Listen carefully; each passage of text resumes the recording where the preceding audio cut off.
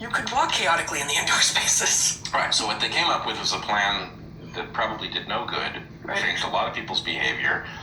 And I find, I, who reject in training so actively, who think about this and have been thinking about this for decades, found myself entrained. Which means, I think, because I am so aware of the hazards of this, and it is one of the things that I think about a lot, I think it means that almost everyone will have been entrained by things that they have not yet seen or detected.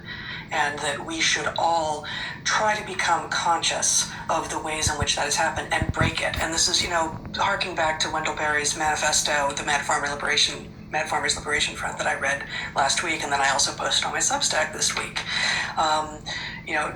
Do something every day that surprises them, that does not compute. Be the kind of person that does not compute with some regularity so that you aren't entrainable, which is why that scene that I've mentioned in The Truman Show, where Truman has caught on enough that he becomes unpredictable and he's driving around the roundabout and nobody can predict which exit he's going to take, right? It's that. Yep. But okay, I wanted to return to this question about, spending time is not inherently good, effort is not inherently good. I once surprised myself by pointing this out, I think at the very beginning of one of the programs I taught at Evergreen.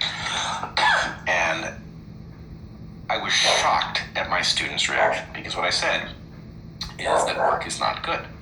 And they were like, and I was shocked that this was surprising to them, because to me it seems pretty obvious that if you have two individuals who both produce something of equal quality and one of them has spent a quarter as much time at it, that's actually the more adept person.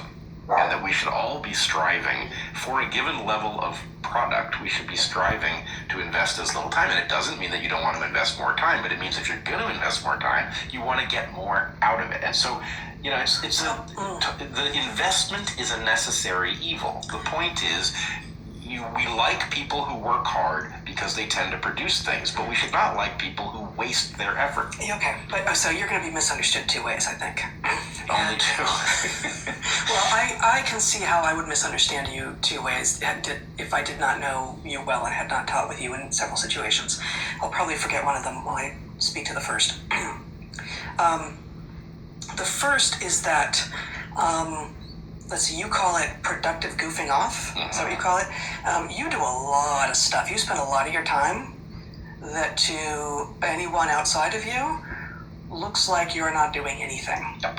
And Zach is laughing. You're like, it's just true. I am not here slandering my husband. This is just true. And it's real. I mean, you've taken it to quite a level. And you are actually doing work. You are actually doing intellectual work.